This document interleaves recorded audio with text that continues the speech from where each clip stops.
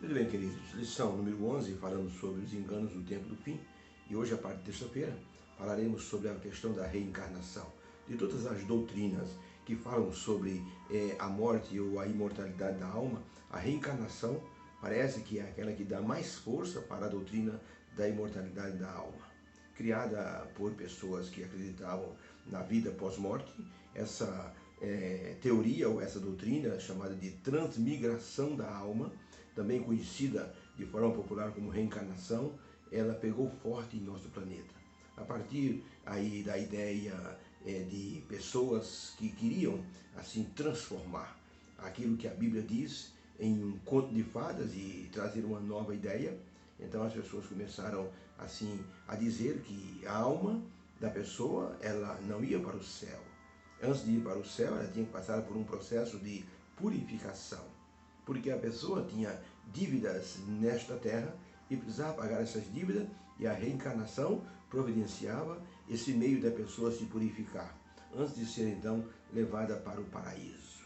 Essa ideia então tomou conta de muitas pessoas no mundo e hoje é uma ideia assim muito assim colocada como em evidência por muitas pessoas. Muitos acreditam na reencarnação. Eu tive um amigo espírita, ele acreditava na reencarnação e ele me questionava muitas vezes com a questão da reencarnação. Ele colocava assim situações que eu tinha que pensar muito para responder. Para ele, a reencarnação era algo assim que iria acontecer com a vida dele. E ele dizia assim para mim assim: eu vou morrer e vou reencarnar. Pode ser que eu seja até um filho teu lá no futuro, reencarnado num filho seu, para ajudar você a entender toda a complexidade do espaço cósmico ou daquilo que Deus quer para você. Eu dizia: Jairo, pode parar por aí. Eu não acredito nisso, eu acredito naquilo que a Bíblia diz. Se você não está fundamentado na Bíblia, eu não quero saber de suas teorias. A purificação de uma pessoa através da reencarnação diz que a pessoa, quando morre, a matéria fica no pó e então uma parte metafísica, etérea, passa então a ser controlada por um grupo espiritual chamado Construtores da Vida. Por isso, eles acreditam que a pessoa tem que pagar pelos erros cometidos nessa vida. Por exemplo, a pessoa não deu esmola. Por exemplo, a pessoa não cuidou bem dos animais. A pessoa, por exemplo, deu calote em algumas pessoas. A pessoa foi muito mal com seus familiares, espancou a esposa, por exemplo. Então essa pessoa, ao morrer, precisa passar por um processo de purificação. E ninguém vai para o inferno. As pessoas reencarnam, ou seja, renascem quantas vezes for preciso, até que o espírito dela esteja purificado e ele então pode ser transferido para o paraíso. Essa doutrina exclui Jesus como Salvador, pois a pessoa não precisa de Jesus, a pessoa precisa de si mesma. É chamado de salvação pelas obras. Cada pessoa é que produz a sua reencarnação, ou seja, cada pessoa é que se purifica nessa terra. E alguns que seguem, eu diria muitos que seguem essa doutrina, até admitem um código de ética que é chamado de lei de Deus e que é uma prática de amor e justiça ao próximo. Já perceberam que os grandes centros espíritas, eles fazem muita caridade? É porque as pessoas acreditam que a caridade é um meio de purificação nessa lei de Deus. Amor ao próximo é muito importante.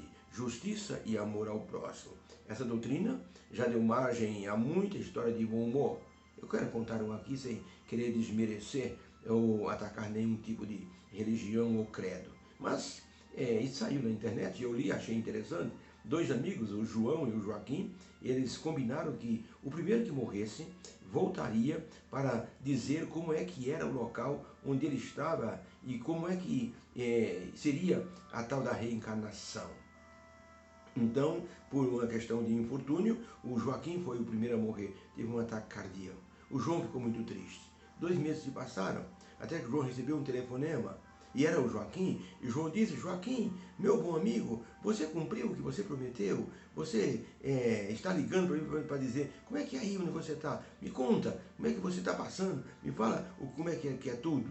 E então o Joaquim disse: meu amigão, olha, eu estou aqui num lugar maravilhoso, eu acordo toda manhã, eu tomo café e já saio para passear no campo.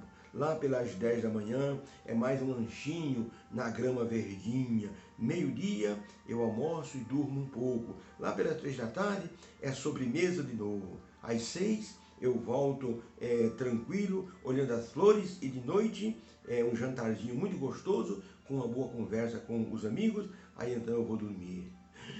O João disse: mas Joaquim, que beleza! Eu não sabia que o céu era essa maravilha. O Joaquim disse: que céu, que nada, João. Eu reencarnei, eu sou um boi aqui numa fazenda em Uberaba.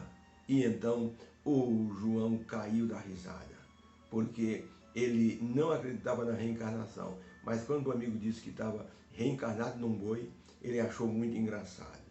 Obviamente que isso é uma brincadeira, foi criada para que as pessoas pudessem ter um bom humor. Mas muitos que creem na reencarnação acreditam que existe um grupo espiritual denominado construtores da vida. Não explicam quem são essas pessoas, dizem que são espíritos evoluídos que compõem uma espécie de uma comissão que gerencia as almas que irão reencarnar. Ninguém reencarna porque quer. A pessoa morreu, fica numa fila, fica numa espécie de depósito, e os construtores da vida é que vão determinando quem é que vai reencarnar e em qual lugar e que situação vai reencarnar, o momento certo de reencarnar. Ou seja, não é uma escolha do espírito ou da alma, mas dos construtores da vida.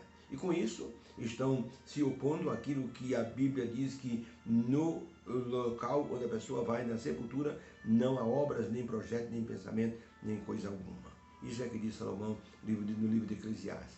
Vamos à pergunta número 3 da lição de terça-feira. Diz assim: a Bíblia diz que Jesus morreu apenas uma vez, e assim também todos os seres humanos.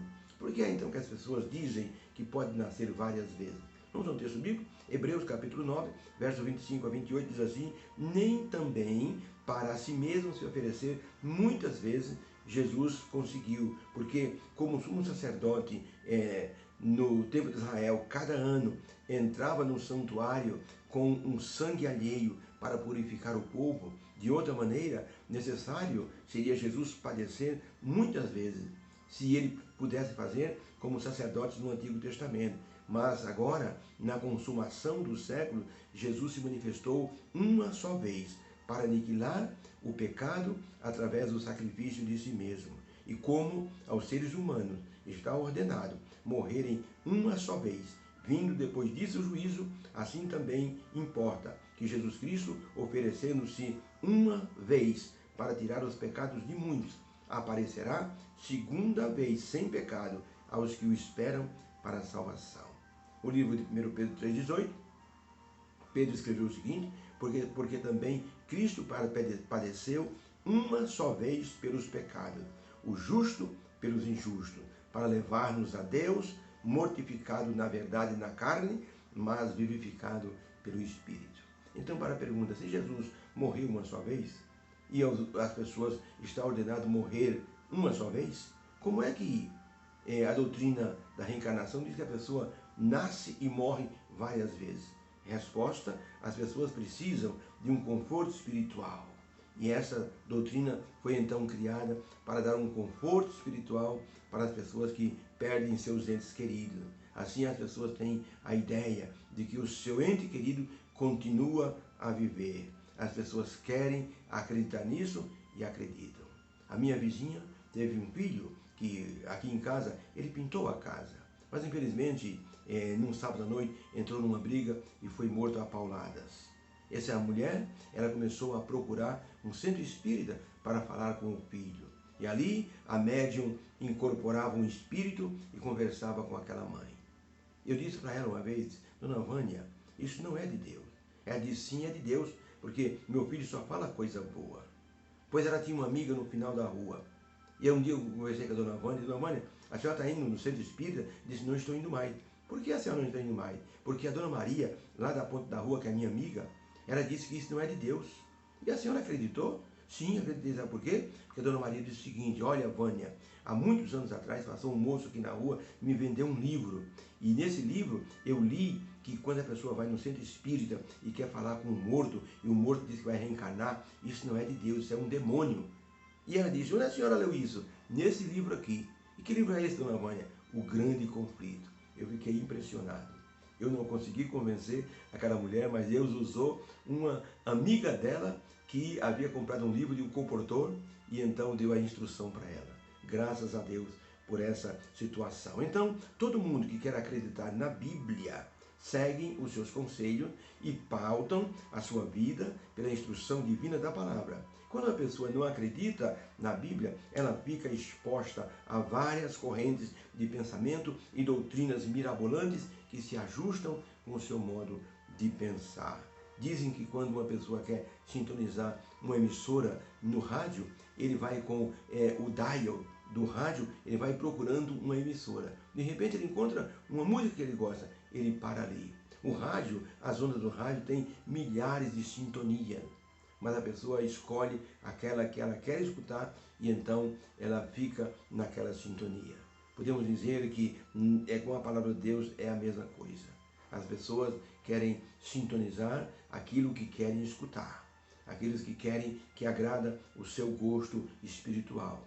E se querem sintonizar na imortalidade da alma, na reencarnação, vão sintonizar nessa estação. E muitas vezes são estações satânicas, ignorando a palavra de Deus, e por isso as pessoas muitos se perderão. Deus sabe disso e nos comissiona a que nós possamos abrir os olhos dessa pessoa ou dessas pessoas com muito cuidado, porque é um terreno perigoso você assim falar sobre esse assunto se você não tem conhecimento. Por isso é preciso muita oração, é preciso estar fundamentado na palavra de Deus. Reencarnação não é aprovado por Deus, não tem base bíblica.